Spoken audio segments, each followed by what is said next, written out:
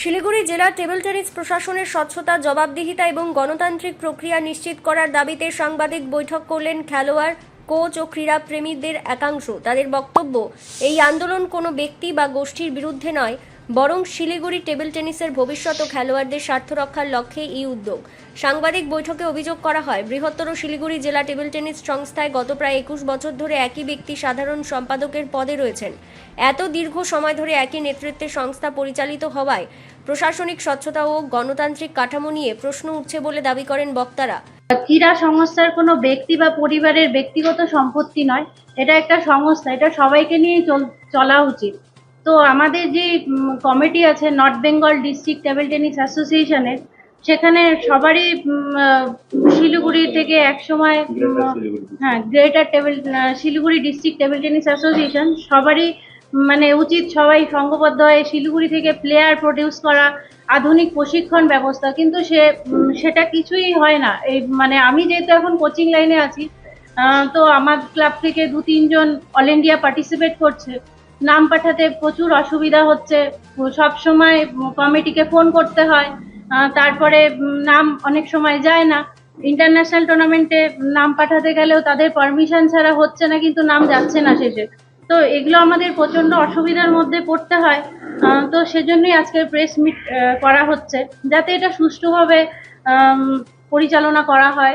অ্যাসোসিয়েশনের যত ব্যক্তি আছে আর একটা কমিটি সুষ্ঠুভাবে করার জন্য এখানে আমরা প্রচার মাধ্যমে আবেদন করছি। তো আমরা চাইছি যে আমরা এই ব্যাপারে ক্রীড়ামন্ত্রী ইন্দ্রনীল খান এবং আমাদের মাননীয় বিধায়ক শঙ্কর ঘোষ, ওনার কাছে গেছিলাম এই আবেদন নিয়ে, যেন এখানে একটা সুস্থ, পরিষ্কার পরিচ্ছন্ন প্রশাসন তৈরি করা হয়, একটা ভোটিং এর মাধ্যমে ক্লাবগুলোকে নিয়ে করা হয়, যাতে আগামী দিনে প্লেয়াররা ভালো মতন খেলতে পারে।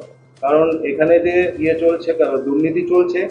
এখানে আমরা দেখতে পাচ্ছি যে আমাদের প্লেয়াররা যখন জাতীয় স্তরে খেলতে যায়, যখন জাতীয় ইভেন্টগুলোতে রাজ্যের হয়ে খেলতে যায়, তাদের মিনিমাম আর্থিক যে সহায়তাগুলো পাওয়ার কথা, সেগুলো তারা পায় না। কারণ তাদের ট্রেনের যাতায়াতের ভাড়া কিংবা অন্য আদার্স ফেসিলিটি, সেগুলো এখান থেকে প্রোভাইড করা হয় না। যদি জিজ্ঞাসা করা হয় তাহলে বলা হয় যে এখানে ফান্ডিং নেই। কিন্তু বিগত অনেক বছর ধরে এখানে অনেক টুর্নামেন্টস করা হয়েছে, অনেক কিছু হয়েছে, তার আর্থিক লেনদেনে কোনো অডিট, কোনো রকম আর্থিক যে হয়েছে, লেনদেন হয়েছে, সেগুলো কোনোটাই আমাদের প্রোভাইড করা হয়নি।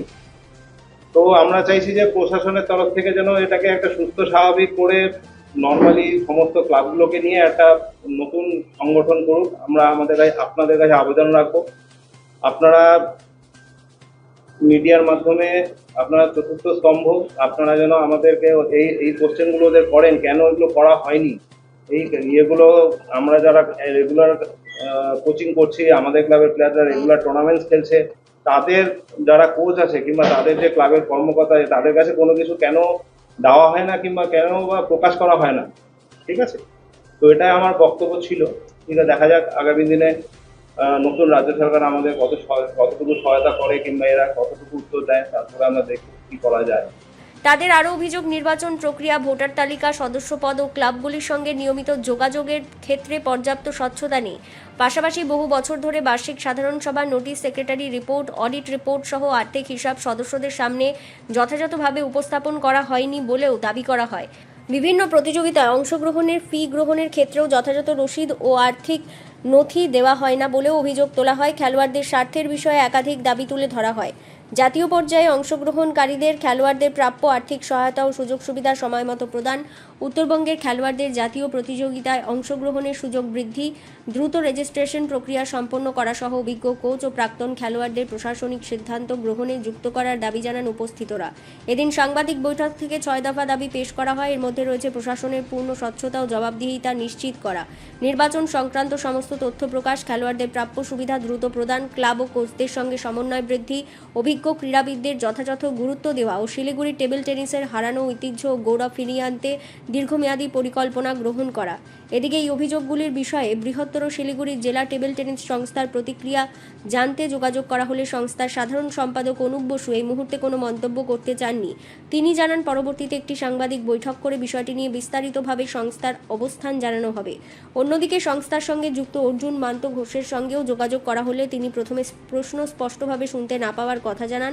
পরে বিষয়টি অবগত হওয়ার পর তিনি বলেন, আগামী পরশু একটি সাংবাদিক বৈঠক করে উত্থাপিত সমস্ত অভিযোগের বিষয়ে বিস্তারিত প্রতিক্রিয়া দেওয়া হবে। অনুপ বসু বলছেন? হ্যাঁ বলছি, আচ্ছা, আমি শিলিগুড়ি প্রাইম টাইমস থেকে এডিটর অ্যাডমিন বলছিলাম। বলুন। আজকে শিলিগুড়িতে একটি সাংবাদিক বৈঠক করেন কিছু কোচ, খেলোয়াড়, ক্রীড়াপ্রেমীরা। সেখানে একটা অভিযোগ রাখছেন তারা, প্রায় 21 বছর ধরে আপনার যে আমি এই ব্যাপারে আপনার সাথে কোনো কথা বলতে রাজি না। আমরা একটা প্রেস মিট করে সমস্ত জানিয়ে দেবো, ঠিক আছে? ওকে। না, আমি প্রেস কনফারেন্সটা শুনেছি, আমি কিছুটা শুনে অফিসে দিয়েছিল বলে দৌড়ে চলে এলাম। আচ্ছা, 21 ওরা যেটা বলেছে আমি শুনছিলাম, ওরা বলছিল Siliguri greater Siliguri district table tennis অ্যাসোসিয়েশনে হয়নি, তাই তো? সিলেকশন, হ্যাঁ, এটা একদমই উল্টো। অ্যাকচুয়ালি আমরা না পরশুদিন প্রেস কনফারেন্স করব। আচ্ছা, আমরা এই যতগুলো পয়েন্ট এসছে না, সবগুলো মিথ্যে কথা বলেছে, একটাও ওখানে কোনো ভিত্তি নেই, সব উল্টোপাল্টা খবর বলেছে। ওই জন্য আমি না আগে থেকে চাইছি না বেরোক, আমরা সব পয়েন্ট ধরে ধরে পরশুদিন প্রেস কনফারেন্স করছি। আজকে যারা দুর্নীতি করছে তাদের এগুলো বোঝাতে, সেগুলো ধামাচাপা দেওয়ার জন্যই আমার মনে হয় এটা ব্যক্তিগত ভাবে এটা সোশ্যাল মিডিয়ায় ছড়ানোর চেষ্টা করা হচ্ছে। সেটা আমাদের আগের ব্যাপার, সেগুলো মিটেই গেছে। আমার কোনো অভিযোগ নেই এই ব্যাপার নিয়ে, আর কোনো কিছু বলারও নেই। দেখুন, আমাদের এখানে অনেকখানি প্রবলেম আছে। যেমন বাচ্চারা ট্রাভেলের অ্যালাওয়েন্স, বাচ্চারা ওখানে গেলে, আমাদের যারা কলকাতার বাচ্চারা আছে তারা খেলতে গেলে পরে পেয়ে যায়, ন্যাশনাল টাইমে পেয়ে যায়, হাতে হাতে দিয়ে দেয়। কিন্তু আমাদের বাচ্চারাদের বলা হয় নর্থ বেঙ্গলে এসে নেবে। তার মধ্যে এই বছর দেখুন আমার শ্রেয়া বলে একজন মেয়ে আছে, ও আন্ডার-15 টিমও ছিল, 17 টিমও ছিল।